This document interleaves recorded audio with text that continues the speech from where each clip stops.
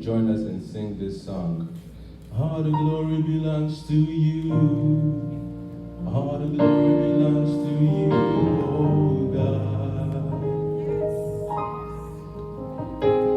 We say all the glory belongs to you. All the glory belongs to you, oh God.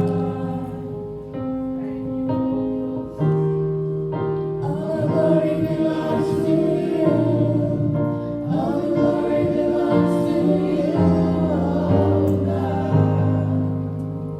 And we give you glory, Lord, as we honor you. We give you glory, Lord, as we honor you. Oh, you are wonderful. You are worthy. Oh Lord, you are wonderful. You are worthy. Oh, you are wonderful. You are wonderful. You are worthy. Oh Lord, you are wonderful. You are worthy, oh Lord. Come and take your place, oh Lord.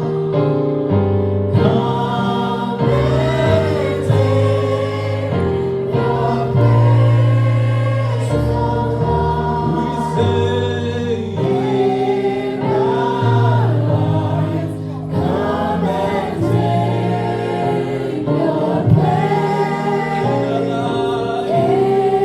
our lives.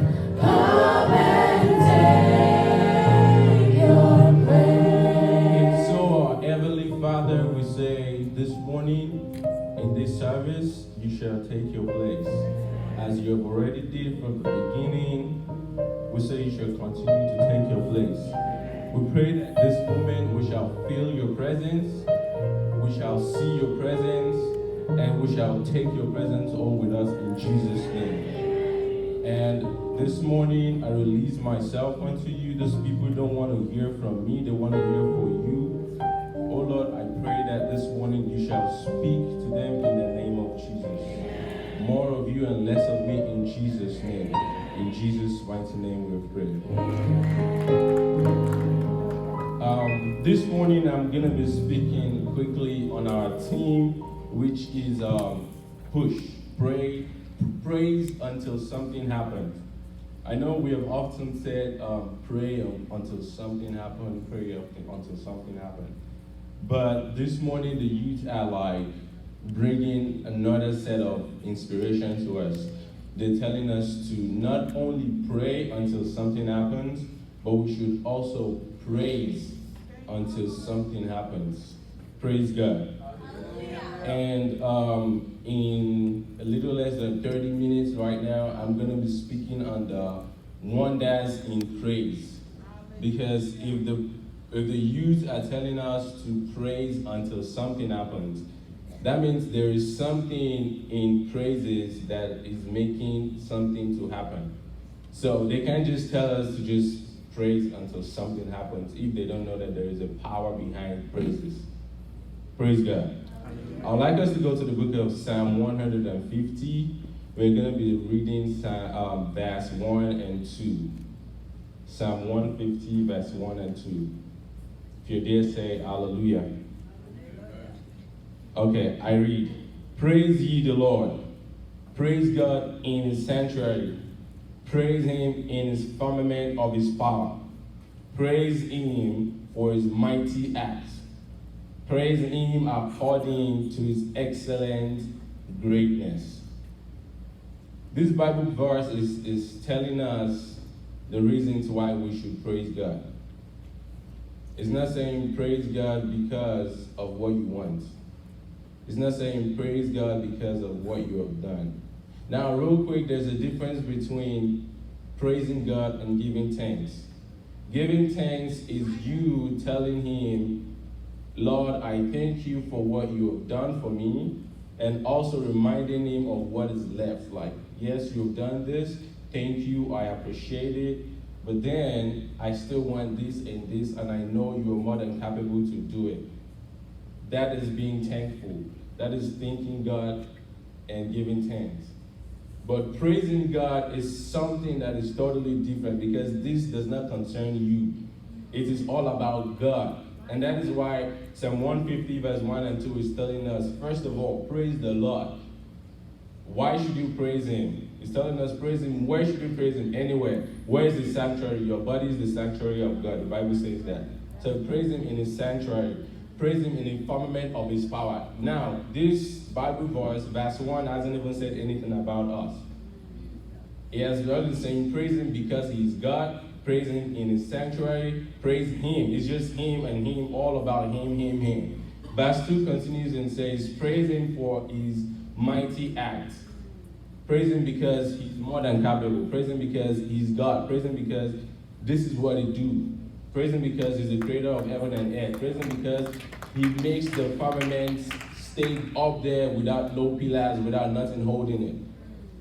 It said, praise him according to his excellent greatness. That means this Bible verse is confirming that God is great. The Lord is good and his mercy endureth forever. This Bible verse is just telling us, why should we praise the Lord? It's not telling us praise him because he has done this and this for you, and then because you want this. Philippians 4 verse 6. Let's go there real quick. Philippians 4 6. Let's see what it says.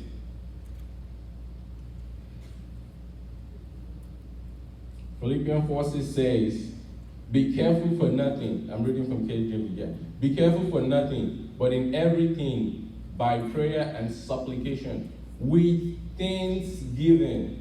That means thanksgiving goes with prayer and supplication. That means praise is something totally different. When you need something, when you want to thank him for what he has done, that is when you thank him. You thank him when you're praying for something. You thank him when you already got something that you prayed for. So with prayer, by prayer and supplication, with thanksgiving, let your requests be known unto God. Hallelujah. Hallelujah. With thanksgiving, let your requests be known unto God. So this is the difference between thanksgiving and praises. I just wanted to make sure that we understand what praises is before we dive into it actually. Hallelujah. Now, praise is celebrating who God is and the efficacy of his word. The efficiency of his word. Let's go to Psalm 56 verse 10 real quick. Psalm 56 verse 10. In God will I praise his word. In the Lord will I praise his word.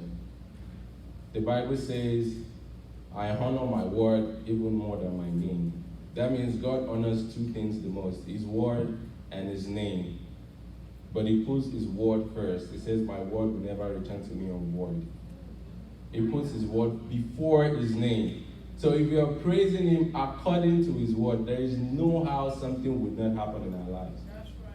If you're praising him according to his word, and then praising him because of his name, there is no how it would not. I thought we all saw the drama right here.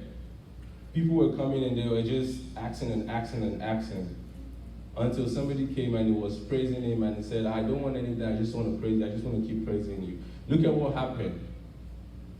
He stood up and just asked me anything. Just ask me anything and I'll do for you. Ask me anything. That is why till today, I still believe, I don't know about you, but I still believe King David is still the most wealthy person on earth. Because he knows how to praise. And every time he praises, he's like, God, just ask me anything. I'll give it to you. Just ask me anything. What do you want? I'll give it to you. Praise God. Another thing is praise is one of the most neglected spiritual weapons. But at the same time, it is the most efficient spiritual weapon. Because praise is what moves the hand of God. It forces the hand of God. When we pray, we're actually pleading for the intervention of God. But when we praise, we are invoking the intervention of God. We are provoking His intervention. When we praise, we are provoking Him to move, to do something. He has no choice. He's like, my hands are tied. I have to do something. I have to do something. I have to intervene in this matter.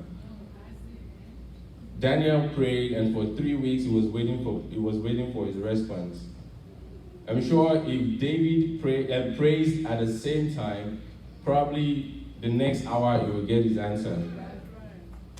Praise is a very, very efficient spiritual weapon. And real quick, I would like us to go deeply, because I don't have time. I would like us to go deeply into the wonders or the power in praise. Hallelujah. The power in praise, or the wonders in praise. The very first thing that I noticed about praise is when you praise, God takes control and takes charge of your battle. When we praise, our battle, we don't need to fight our battle by ourselves when we praise. But when we pray, we're locked up somewhere, probably fasting, and then we're just praying and for hours and hours. But just praise and let God do His thing. Hallelujah. Joshua 4, verse 3 and 6. Joshua chapter 6, verse 3 and 4. I know we know that story. The children of Israel, they were faced with the wall of Jericho. And something that is scientifically, physically, whatever kind of quality that we can think of is not possible to happen.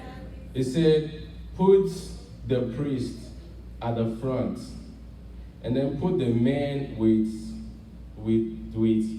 bows and arrows, with swords, with shield and everything, put them behind them. I don't know who goes to war like that.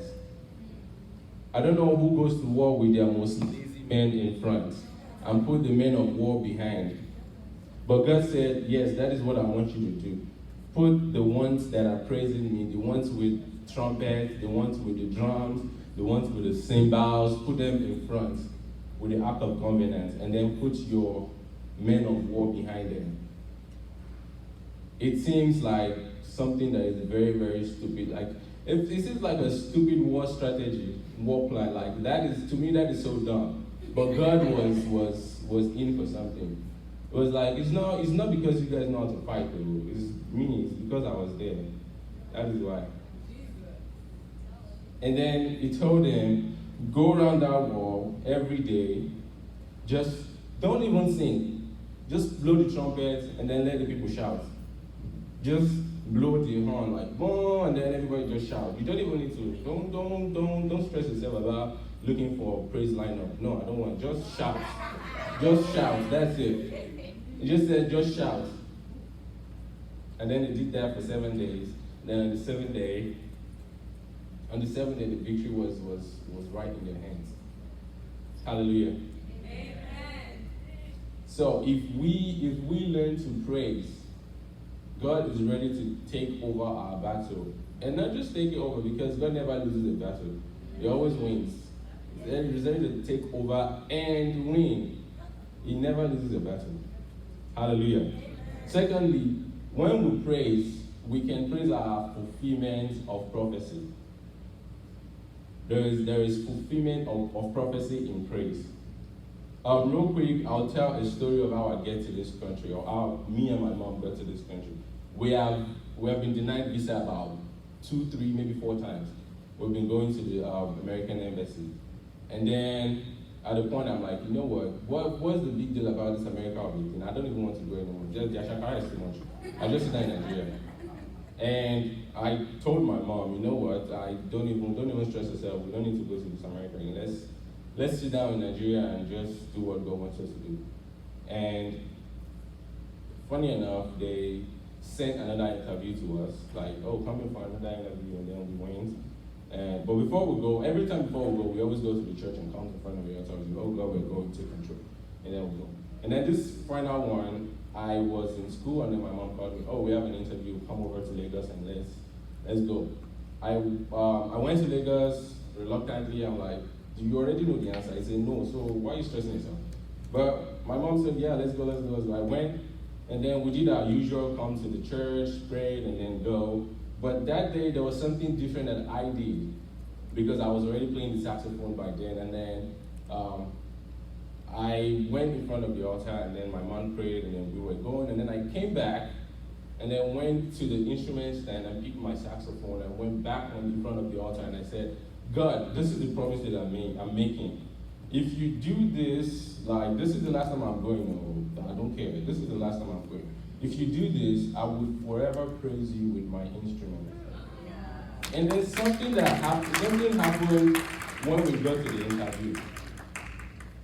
Every time we've always gone there, we've always seen either a white woman or a white man, and then they were like, no, you're denied. And then this time around, we got there and I saw a black man, like, black man stays behind this glass. I don't know, there are black men walking behind this glass. And then we saw this guy, I'm like, oh, okay, this one is a new thing, okay. And then usually when we go there, they ask us a whole bunch of questions, blah, this. And this time around, this guy was just flipping through our papers. The only question he just asked us, are you in school? I'm like, yeah. He said, what are you studying? I said, graphic design. And I said, computer engineering. And then he said, oh, okay, that's good. So do you plan on continuing education when you get to the United States? I'm like, yeah, definitely do. And he's like, okay, that's good. And then he continued just opening the paper. And then he said, okay, all right, you got your visa, we'll send. I'm like, that's it? I was like, wait, are you sure or you're just joking? Are you pulling pranks right now? I don't understand.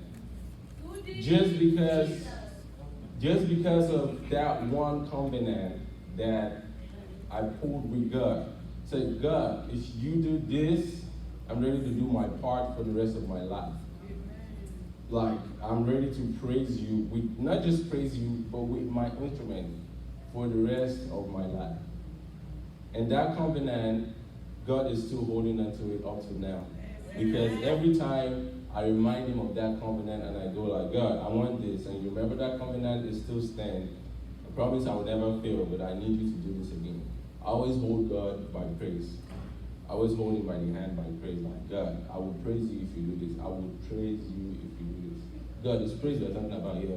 You have to do it. Hallelujah. So if we can learn to praise, there is no way that we'll praise and the prophecy that has been said in our lives will not come to fulfillment. It will surely come to fulfillment. Hallelujah. The next one is, this one is very, very important. God inhabits himself in praise. Like God lives, eats, dwells in praise. So there's no how you praise that you will not have the presence of God.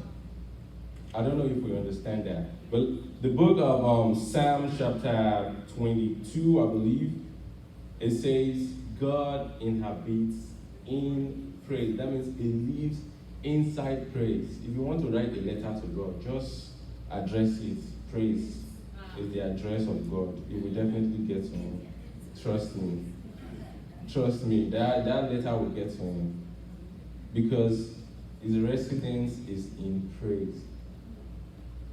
And when God is in praise, so many things happen. First thing, mountains are being moved. Impossible things will definitely happen.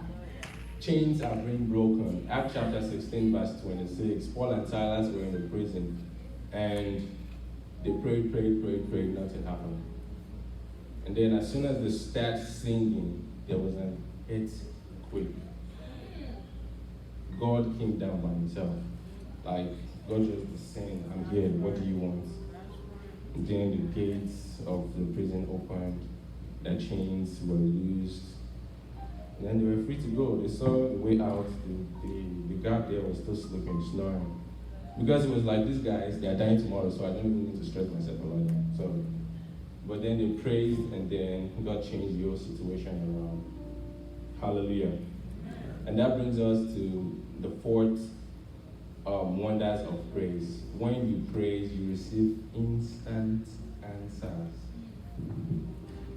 That same Acts chapter 6, verse 26, it says, let's go to Acts 6:26 real quick. Because it looks like I'm lying now. Everybody's looking at Acts 16. Acts 16, sorry. Acts 16, not Acts 6. Acts chapter 16, verse 26. It says, and suddenly, let's read from verse 25 so we can understand better. Verse 25 says, and at midnight, Paul and Silas prayed. There was a comma right there. That means they prayed, they were tired, and they took a rest.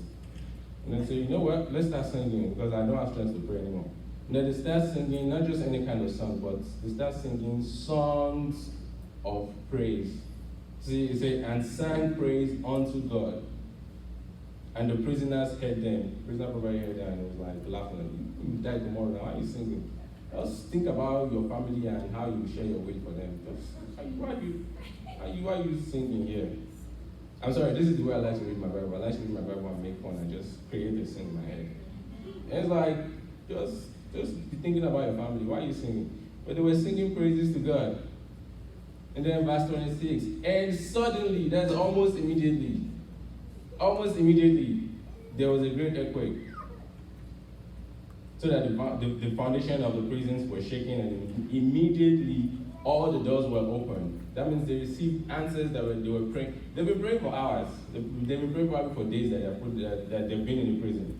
But then they started singing, and immediately there was deliverance. Immediately their chains broke. Immediately they were set free. That is a very, very wonderful weapon that you can use against the enemy. Because Daniel, like I said, he prayed 3 weeks, like 7 days times 3, 21 days. He prayed and he was waiting for 21 days for answers. I don't know if any one of us here have that kind of patience. If you don't have that kind of patience like me, like, just praise, Jerry. Just praise and you will receive your answer almost immediately. Hallelujah. Amen. And lastly, the last point, the last wonders of praise is you hear clearly from God. When you praise, the Bible says we can praise amiss, but guess what? You cannot praise amiss. You can pray amiss, but you cannot praise amiss. Because when you pray, you might probably be praying for something that you do not need right now. But when you praise, you are not praising because you needed something. You are praising because you want God to intervene in your matter. So whatever you need is God that will tell you that this is what, and He will do it for you. And that is why we can never mishear from God when we praise. Because we praise directly to God. That praise is not, the angels cannot take our praise to heaven. Our praise goes straight to heaven by itself. Like it just bounces itself to heaven. And that means God.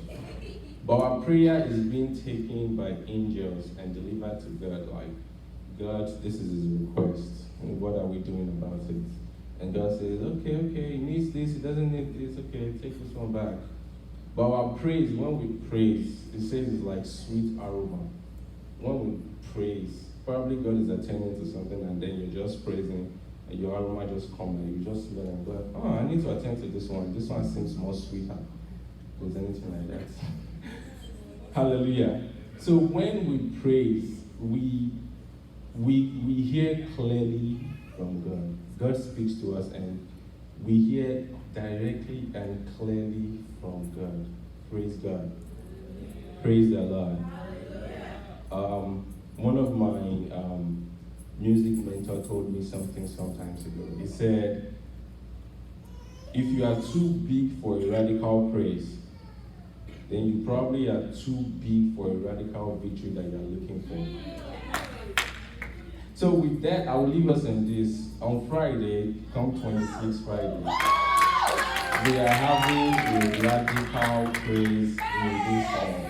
from 6 p.m. to 10 p.m. So if you know you're not too big for a radical praise and you want a radical victory, come and join us. Come and experiment, because this is an experiment lab. We are going to be experiment all these wonders that is in praise on Friday.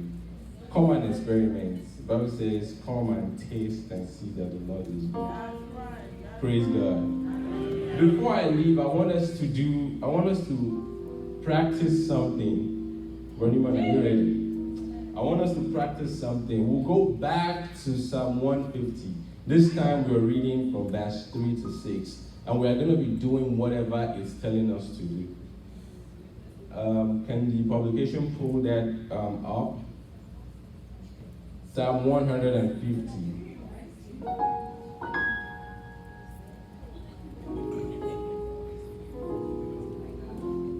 Okay, so there are some instruments that we have and there are some instruments we don't have, but we're going to make it work.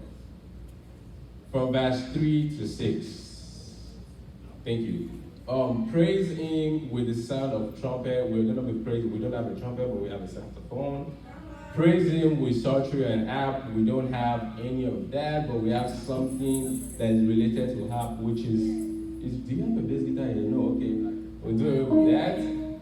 Verse 4 says, praise him with timbrel. I think we all have like a whole bunch of tambourines and shekeres in the house. Praise him with timbrel and dance. He's going to dance. There's no beat, but you're going to dance. It sounds crazy, right? But you're going to dance. Praise him with string instruments and organs. And then verse 5 says, praise him with high loud sounding cymbals. We're going to be playing the cymbals and the drums. And verse 6 says, praise ye the Lord. We're just going to be doing that in just 4 minutes. Are we ready? Are we ready to do that? Okay, let's go.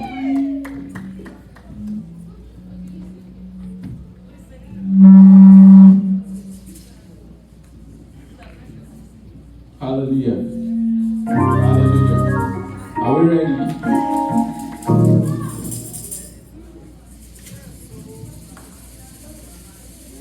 Alright, let's go back to verse 3.